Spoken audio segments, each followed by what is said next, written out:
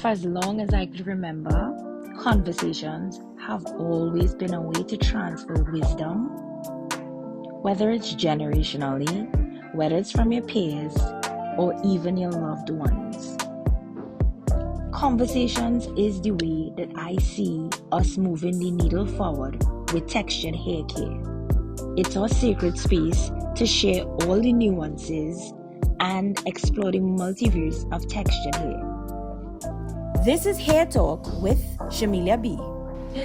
Welcome to Hair Talk. This is Shamilia B, and today I have none other than Pascale with me. Hey girl. Hey. Alright, so everybody, this is again season 2, which is the contribution to education. You all know I love hair. You all know I'm dedicated to textured hair, so let's get into it. Pascale, I asked everybody who come on Hair Talk, what are you mixed with? So mom side and dad side. My mom is French and Dominican, and my dad is Haitian. French and Dominican, and your dad is Haitian. So let's talk textures. Where does your mom texture lie in terms of numbers and letters?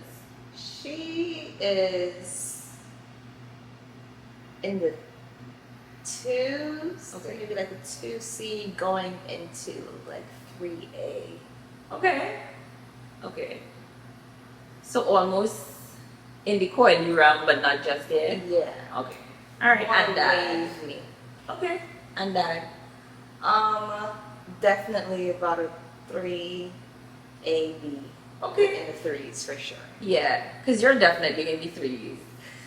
You got that. I You got that coily coils. I just learned that.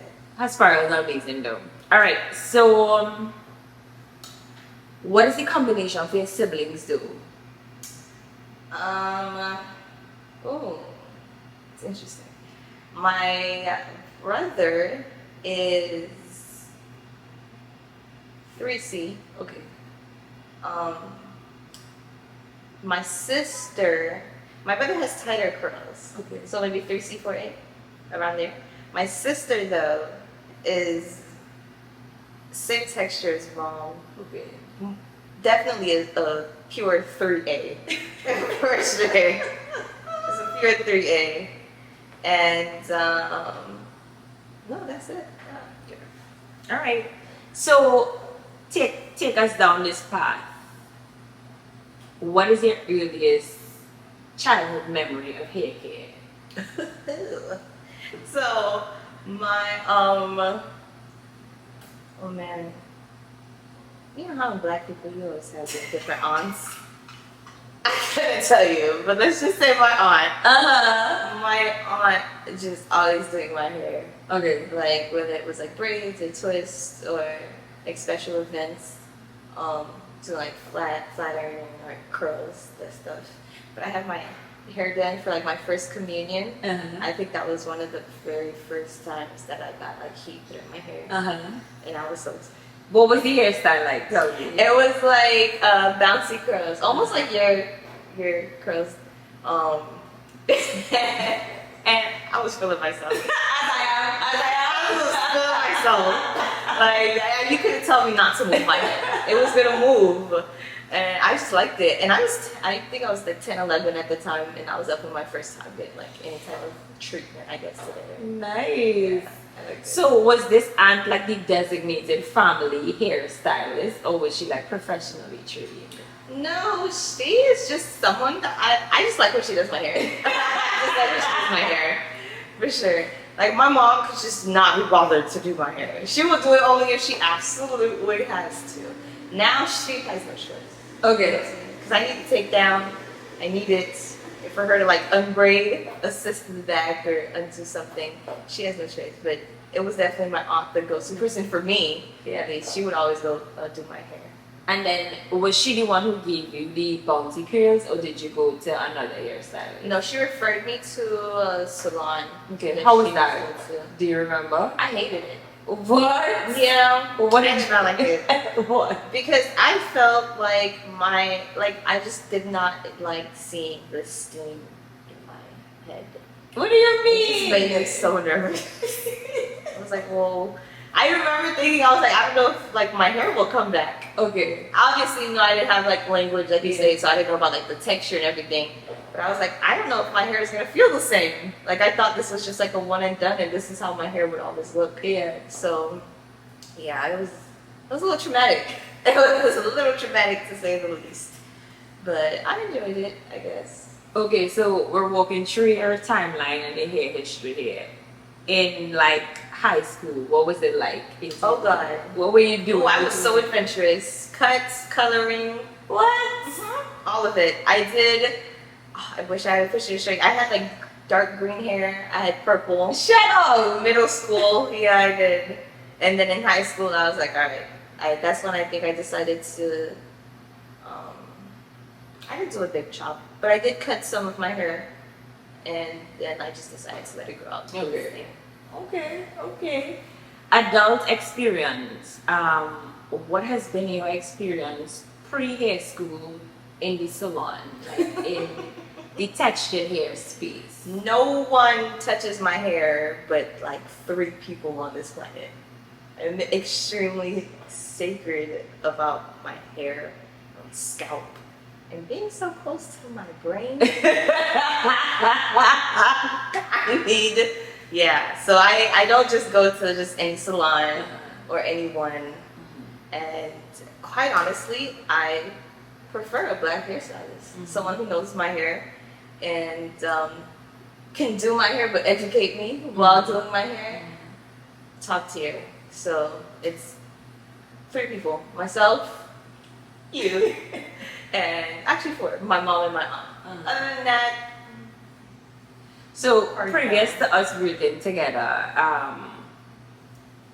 what was your last salon experience? Was it in a black hair space? Was it in a textured hair salon? Well, I usually do like a heat style around December. area. Why December? I'm curious. Because December, January, really. Okay. That's where it's not as hot. And I just like my hair. I think my hair thrives more in that pressed state in the cold. Because this Florida weather is disgusting. Okay? And it will curl, and I don't like that. Yeah. So it just won't last as long. Yeah. And I prefer for it to last. Yeah. So I usually go to just a Dominican shop that my mom like usually goes to. What is that experience like? The lady there is great. That's all. What do you mean? give us. Well, I mean the shop is truthfully just your typical, Dominican salon. The vibes are great in there. I would not let her style my hair a different way. Okay. So I go to her for a specific thing, and that is it. Which is the blow dry? So yes, you just get a blow dry press or blow dry and curls. Right. That's it. And what would you not allow her to do? My hair in the textured form. Ah, got you. Yeah. Why? Why not? I don't think that she is just as educated in that area as others are. But what gives you that impression? When I'm at the shampoo bowl, the way that she kind of like detangles or applies products or that sort of thing, it just doesn't strike me as it to be like a knowledgeable thing for her. Yeah. I know that she knows my mom well, so I know that in her head she thinks that my hair may not be in the 3s, but are in the 2s. Yeah. And so she takes care of it like it's in the 2s, but it's not. So, it's not great there. So I don't enjoy that. But other than that, the service is particularly nice. Yeah. Maybe a solid 7 out of 10. Oh, that's good. That's good. It's not bad. Yeah. It's not bad. That's good. I was like, oh, It's where not is she bad. on this? Yeah. It's not bad. All right. So you're currently in hair school. What pulled you in? Oh, this is where I'm supposed to be. I initially had the idea to go into hair school in I think 2019, 2020, around there. it didn't happen because I just didn't feel like I was ready to commit to that, and I thought myself then thought that I was meant to do something else. Okay. So I kind of dabbled in different careers, different job aspects, and everything like that. But at the end of the day, I came back, and this is where I was supposed to be. You know, God led me there. So I prayed on it for a while, for some time. I was like, okay, I guess. It took a leap of faith. I was like, I guess. And growing up, anyone can tell you in my family, they're just always asking, like, why aren't you going to hair school? Why aren't you going, going to be a cosmetologist? Why don't you do hair? Like, I'm like, leave me alone. But finally it happened. So. Okay, nice. I'll stick with it. What was your expectation pre-high school? What did you think it was going to be? I didn't think it was going to be that good. What do you mean? I'm going to be completely honest with you. I saw a lot of other people's opinion, and I was like, wow, like, this is not great. Where did you see this? Social media. Okay. And I had, I think, 2 prior students go to the school that I'm at. So, and their opinions on it weren't terrible. Like, it wasn't, 10 out of 10. It wasn't anything that made me, like, jump to it. Yeah. But because I toured previously, that's the only reason that made me want to still give it a shot. Right. After, like, seeing it and explaining the program a little bit, I was like, okay, I'll take the lead. Okay. It wasn't, at first, it wasn't something that was, like, extremely appealing to me. Okay. Okay. So now you're in it, you've seen it, you've experienced it, still going through it. What is your expectation of it now related to your experience? Like, you're experiencing it now. What do you see? What do you want more of? What do you like? How do you feel about your experience? I want more texture education. It's really very slim in the program, and I think the people who are teaching it are not the right candidates to be teaching it. That is truly the one thing that I think I want more of. I want more teachers who are experienced and who care about hair and not just the job. I think because it shows, at the end of the day, it does show a lot in the work that you do and the way that you teach. And if you're there for the wrong reasons, it's not great. What would you want to learn? What do you feel like you want to, if you had to name them, what do you want to learn in texture hair? Oh my God, there's so many. Shoot. Color. Applying color to textured hair. To textured hair is not the same. Correct. And give me a minute. I'm finding it. Take your time. We got time. And just caring for textured hair in its natural state, and not always wanting to, have straight hair or that sort of thing. Just loving your hair. Yeah. In the 3C's, 4B's. I want us to do that. I want to do that. So. That's good. Okay, so we've interacted, we've experienced each other. I educated Pascale for a quick stint. She left me.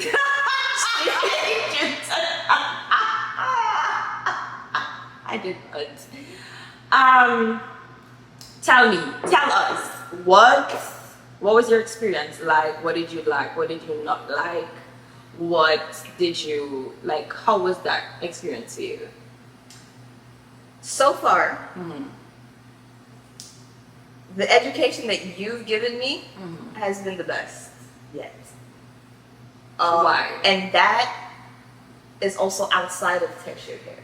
Okay. And it's because you love what you're doing. And it shows. It does. You seem to have a passion for it.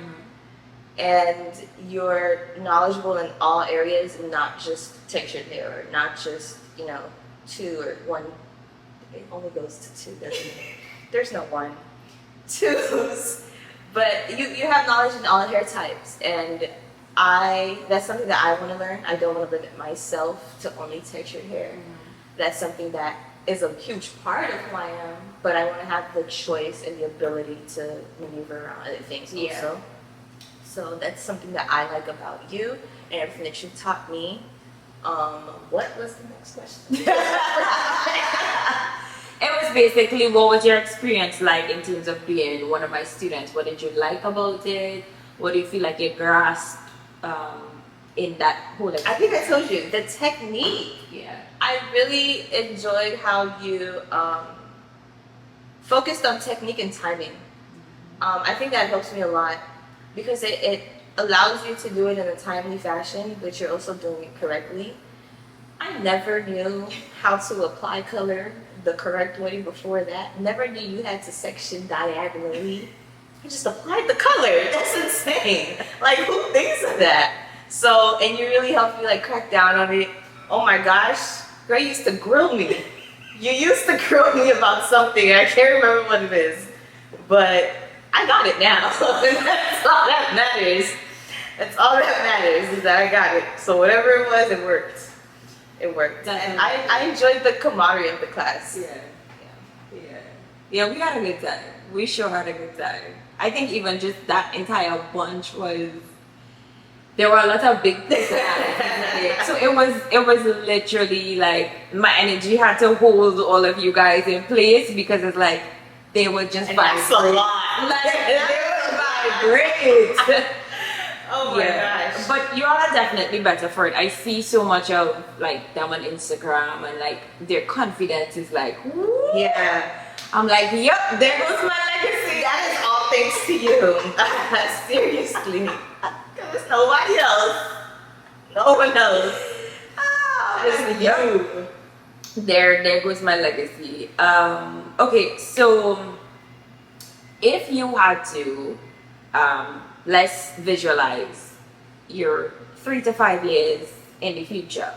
You're in a salon. Do you want to own a salon or do you want to be a part of a salon? Like, what does that look like for you?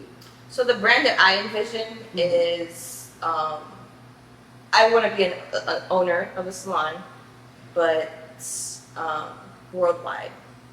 So maybe in about 5 different states or a few different states.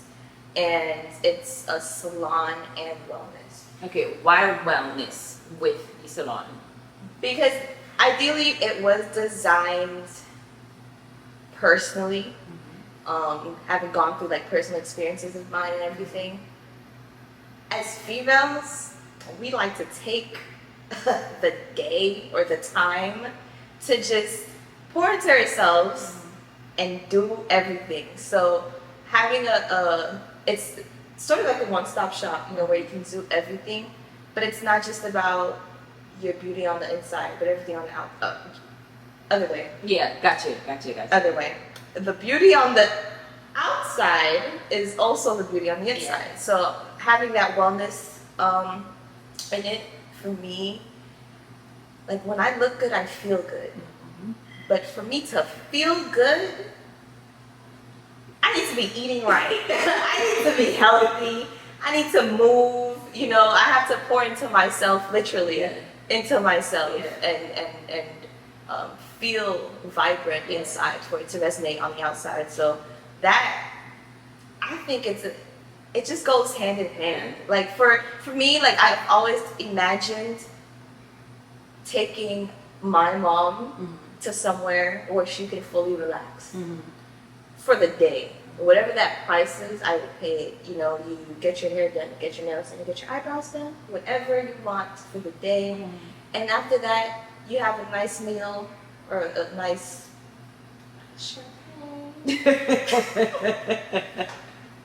and you just, you know, relax, and you want to take the time to, she's extremely religious, but she might want to meditate and reflect and pray and do all of that. So that's literally where all my inspiration comes from, is from her. So you're definitely focusing on the congruence, so the internal connection of women and like feminine energy and all of that.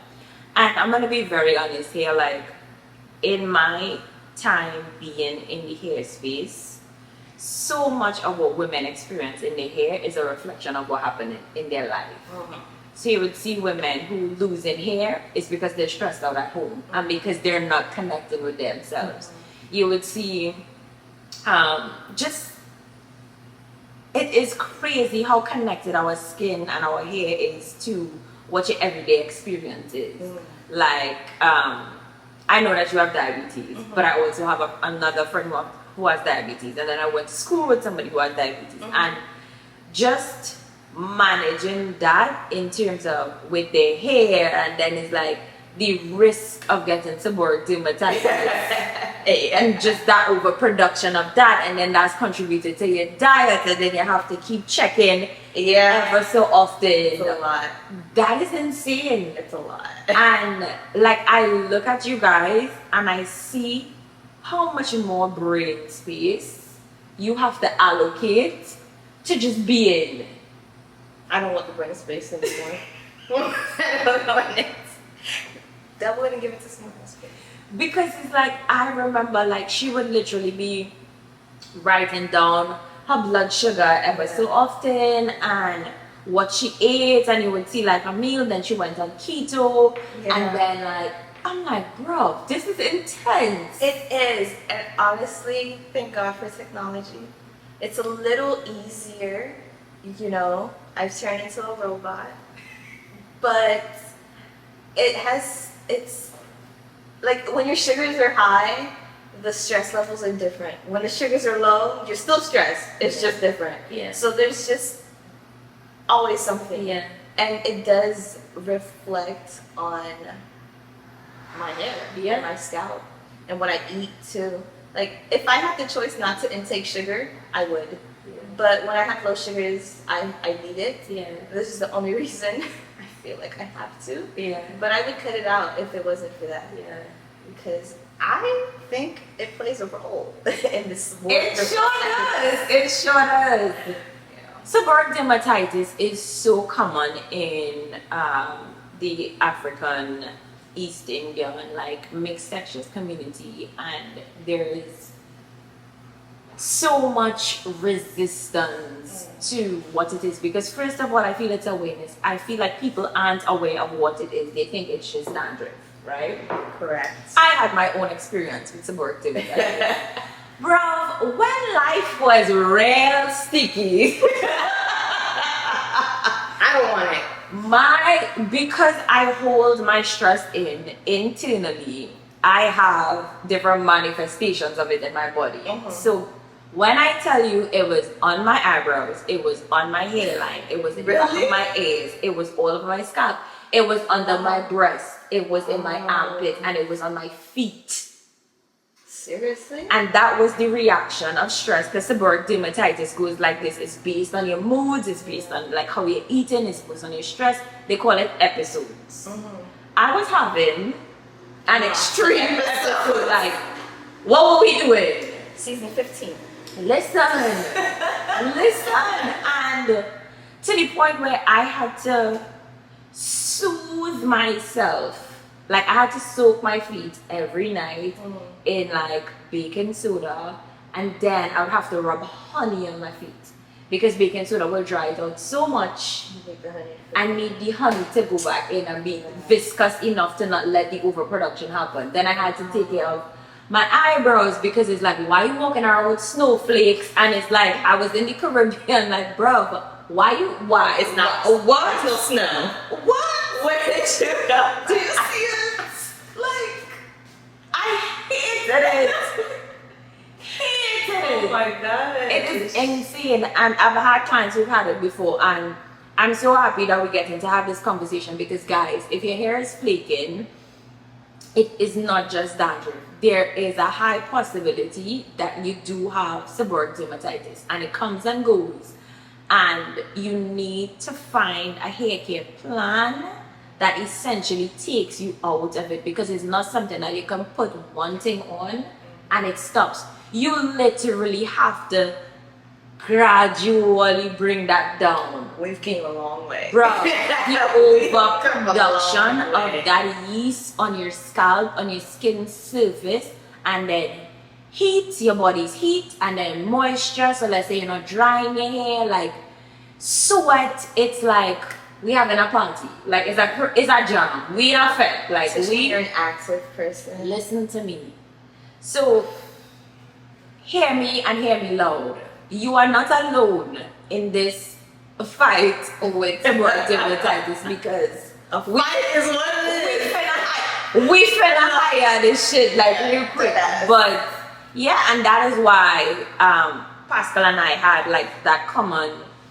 We had a shared interest in the holistic side of hair because you see the iterations all over. You see the hair falling out. Like there's the scalp inflammation that black women are literally. We are so susceptible to scalp inflammation. It is insane. But I'm gonna leave that for next episode, guys. And I'm gonna touch it back. But holistic care of self encompassing the salon, the way that you eat, the way that you exercise, the peace within a space to meditate, to pray, and just to connect is necessary. Necessary. It's a need. Yeah. It's when you do your budgets, that's under need, not under wants. It is the salon, the care. Because you can't pour from an empty cup. Yes. You need that day or the weekend to decompress and find yourself. Because if I don't have one of those a month, I am not me. No, I am not me. Trauma doll. Not Pascale. Oh, bottom line. Yeah, you have to. It has to be like the congruence between the connection between your body, your mind, and your spirit has to be in alignment for life to actually move. Like if there's any type of distortion, It won't happen. bro, you're gonna have to replay that lesson a gazillion times. Oh, girl, we just got deep in there. What?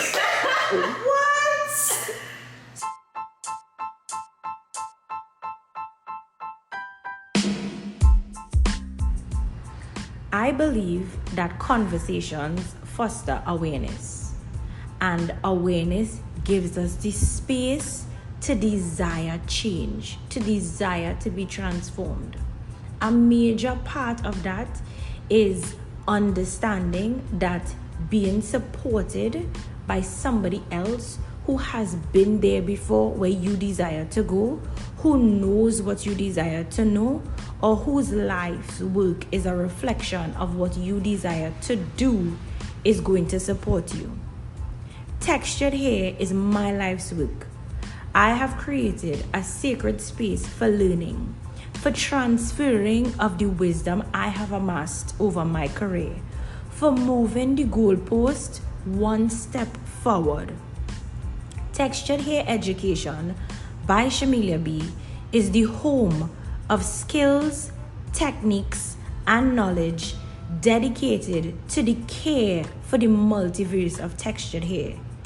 If you have a desire to learn and to take this step into deeper awareness and harness new skills, then Textured Hair Education is for you. The link is in the show notes. So, client experience, that is what you want them to experience. What do you feel like is something that you need? You're in hair school now and you're getting the typical institutionalized education. What do you think you need to get you from where you are now to that part? What type of support do you need? Do you need continuing education? Do you need coaches? Do you need mentors? Like, what does that support look like? For you to be your best version of a hairstylist who specializes in textured hair care and all of this, what do you need? You. The answer. That's it. What? Okay, so Not complicated. let's take the person out of it and let's talk about what turn up on the wall. What elements do you need? I prefer a more hands-on one-on-one approach. Mm-hmm. The school does not always give you that. Mm-hmm. So there are things that I lack in. Mm-hmm. when it's not given one-on-one, because I need to be able to ask as many questions as possible and do it over 100 times if I need to, or go back and review it that way. Or so that and experience. I think with experience comes a whole lot of knowledge. So I can't learn everything in a day. But she doesn't know this, but I have befriended my favorite friend thus far. It's her. It is you. Hi. Hello. And she's not going anywhere, you see, because there's just so many levels to come back. Like, It tells the levels, because I feel like layers. there are other hairstylists out there just like you who trying to find language to connect the dot from where they are currently to where they want to go, and they may not know what they need. So I'm asking you to expose that, share as much as you possibly could see right now. It's care. Like, a lot of people today in this generation, or hairstylists from other generations, are doing things for the money, or doing things for the success, or for the luxury of it all. But all of that, the education of it all, it gets lost in, wanting the money. And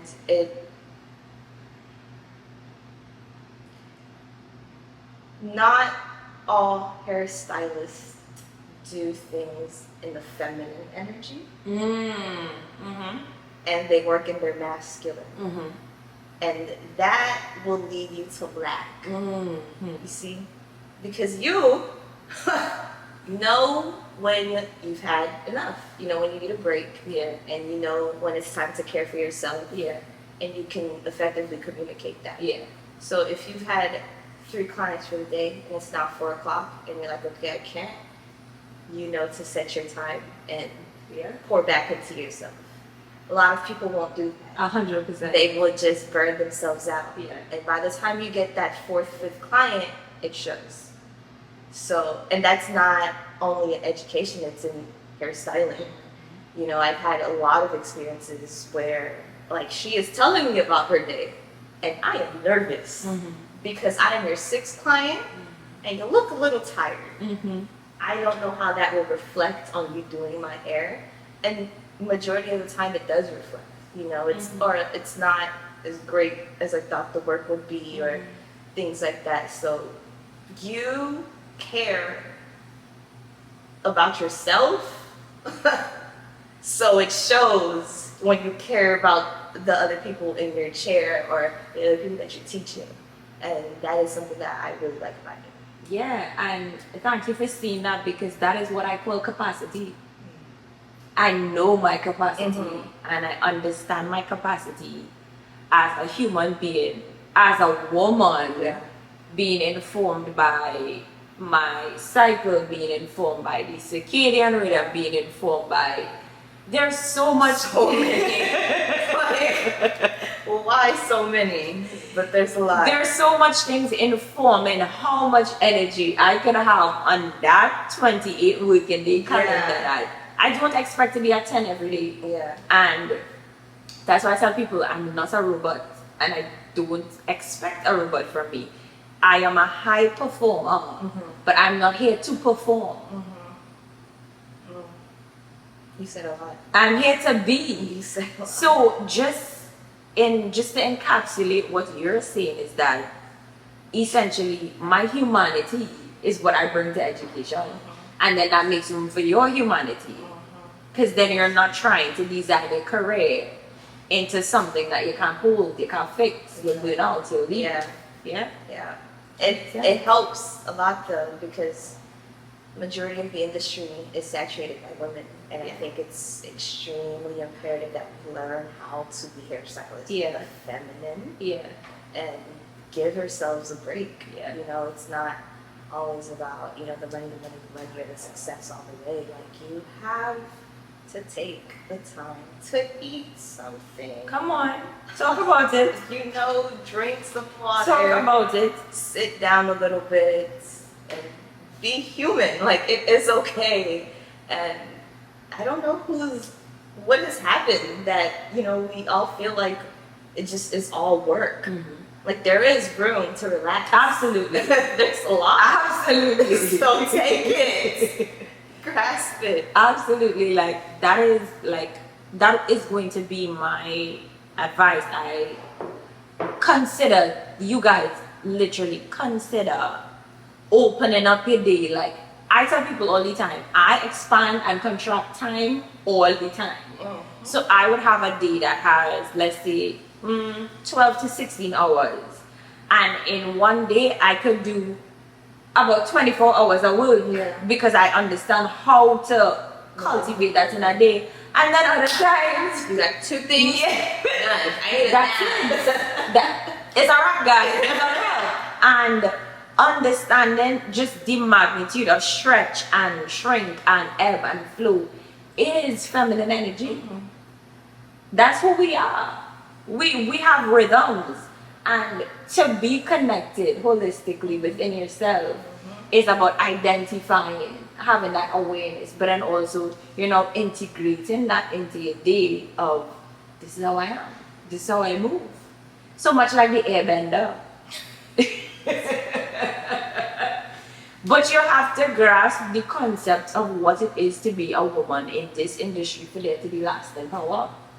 And I know that I have observed, I've seen so much black women hold so much that one, they never get to flourish because you have to release things to grow. You can't hold anything. And they hold their homes together, they hold their kids together, they're trying to hold their jobs together. So I have a salon, then I have workers, then I have to hold these bills. Can't hold yourself. Listen, so There's when no you're room. done, this is your posture, this is your spiritual posture. And it's like, how are you serving yourself like this? Like, this is not even a hug, this is just hoarding energy, it's spending energy. It's like, there's no abundance in this. So how am I going to receive like this? You have to release it. You absolutely have to. So for me, it's like, that's my highest priority is myself. Like, and I always say, and this comes biblically, like the Bible says you can only love somebody as much as they love themselves. So if we replace love with care, I can only care for somebody as much as I care for myself. If we replace that with trust, I can only trust somebody as much as I trust myself. So if I am the metric, or the relationship I have with myself is the metric for how I can show up for other people, How could you not want then yourself? what? It doesn't make sense. What? Yeah. Which is I love that about you, and I've learned to grasp that and work with that. Yeah. So at different stages of the month, there are things that I don't do and the things that I do, and I'm completely okay. Yeah, we're good. I'm good. We're great. We're good.